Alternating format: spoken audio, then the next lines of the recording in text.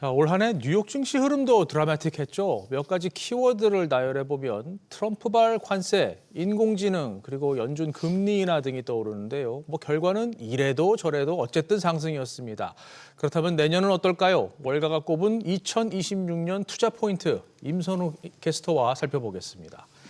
자, 올해 뉴욕 증시 변동성 상당히 컸죠. 네, 맞습니다. 이 파이낸셜 타임즈가 한 해를 마무리하면서 정리한 기사가 흥미로운데 먼저 보시면요. AI 붐, 글로벌 무역 전쟁 같은 올해 주요 이슈들과 주가 상승률 등을 고려해 가장 눈에 띄는 종목들을 꼽았습니다. AI 신드롬 속 HBM 열차를 타고 질주한 SK 하이닉스, 또 은값 랠리 덕에 주가가 440%나 오른 세계 1위 은채굴 기업 프레니시오를 비롯해서 투자 열풍에 힘입어 200% 넘게 오른 로빈후드 등이 올해 위너로 꼽혔습니다.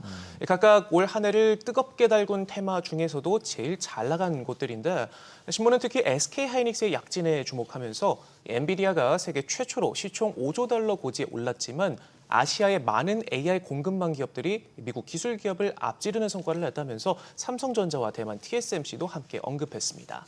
반대로 올해 패자 종목으로는 비트코인 올인 전략으로 한때 잘 나갔던 스트래티지가 뽑히면서 불명예를 안았는데 올 한 해 투자 흐름이 어떻게 흘러갔는지 알 수 있습니다. 그러네요. 자, 당장 내년이 궁금한데 어떤 포인트들을 눈여겨보면 좋을까요? 네, 내년에도 4년 연속으로 상승장이 이어질 것이라는 전망이 압도적인데 다만 상승폭에 대해서는 의견이 크게 엇갈립니다. 화면에 보시는 것처럼 뱅크 오브 아메리카는 내년 말 7,100을 내다보고 있고 오펜하이머는 가장 끝단에서 8,100을 전망하고 있습니다. 이런 배경에서 골드만삭스는 내년 주목해야 할 핵심 투자 테마를 5가지로 정리했는데 핵심은 무작정 미국과 AI 주식 비중만 늘릴 것이 아니라 옥석 가리기 투자가 필수라고 강조하고 있습니다. 네, 그 핵심 테마 5가지 하나씩 좀 보죠. 네, 먼저 이 AI만 붙으면 모든 게 오르던 무지성 상승은 더 이상 없다 보고 있습니다.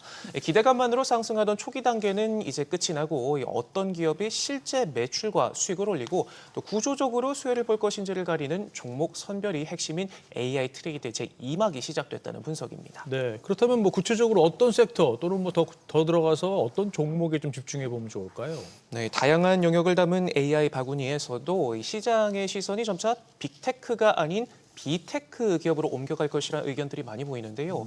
거품 논란에서 빗겨나 있으면서도 기술 도입을 통해 마진을 개선할 수 있는 기업들이 숨은 진주로 떠오를 것이란 겁니다. 먼저 골드만삭스는 반도체를 비롯한 컴퓨팅 하드웨어와 데이터 센터, 전력 등 AI 개발을 가능하게 하는 인프라 기업과 AI를 사업에 성공적으로 도입해 실질 생산성 향상을 주도할 기업들을 승자로 꼽았고요. 시티그룹 역시 시장의 관심이 AI 구축자에서 사용자로 점진적으로 이동할 것이라고 내다봤습니다. 가벨리 펀드는 산업재와 소재, 임의 소비재 등 경기 민감 업종에 주목하면서 특히 영업과 마케팅 인력 의존도가 높은 산업재 유통기업들이 AI 도입을 통해 인건비를 절감하고 마진을 확대할 수 있을 것으로 예상했고요. JP모건 역시도 기술 의존도가 높고 인력 중심적인 대형 은행들이 AI의 간접적 수혜를 크게 입을 것으로 전망했습니다.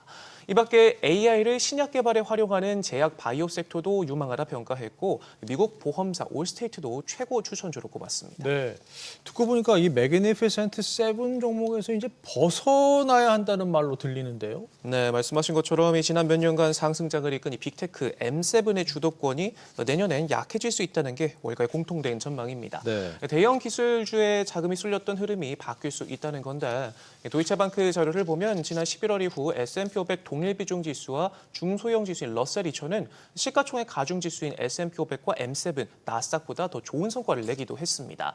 실제로 이젠 다른 섹터도 랠리가 확산될 가능성이 높다는 게 월가의 시각인데 이는 곧 미국 증시의 쏠림 리스크가 해소되고 더 건전한 상승장이 올 수 있다는 기대와도 이어집니다.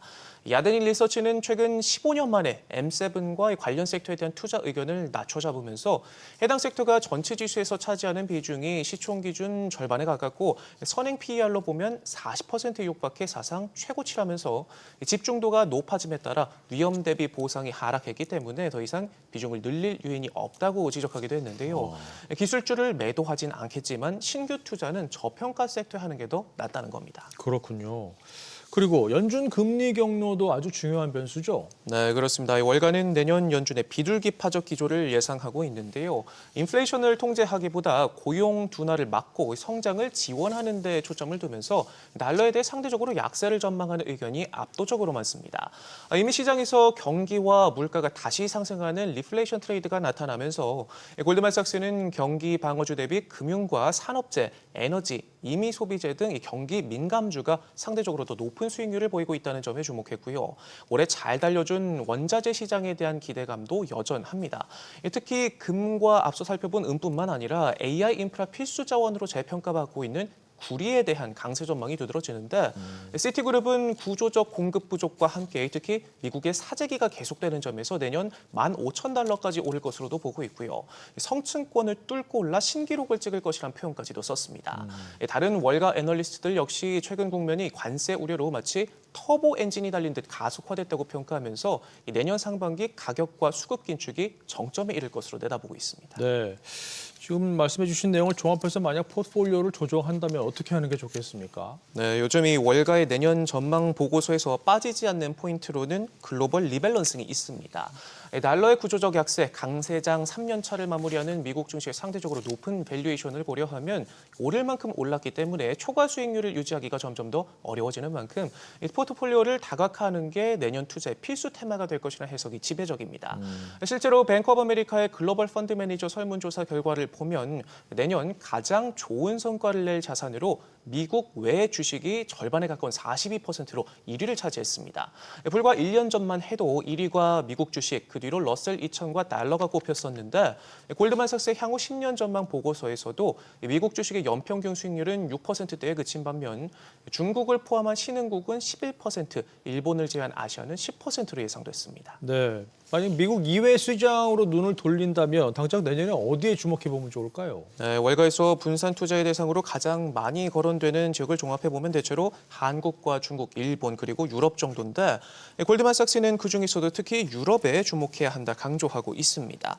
오랜 저성장의 늪에 빠졌던 유로존이 드디어 변곡점을 맞이할 준비를 하고 있다는 건데 트럼프 행정부의 유럽에 대한 신고립주의적인 정책 기조 변화가 반대로 유럽의 성장을 강제하는 요인이 될 것으로 보고 있고요. 유럽 증시의 상대적으로 낮은 밸류에이션까지 고려하면 무시해선 안 된다는 겁니다. 실제로 UBS가 억만장자 고객들을 대상으로 한 조사에서도 향후 12개월 동안 가장 높은 수익률이 기대되는 지역으로 서유럽이 2위까지 치고 올랐는데 불과 1년 새 유럽 주식에 대한 관심이 커진 걸 확인할 수 있습니다. 네. 임선우 캐스터 수고했습니다.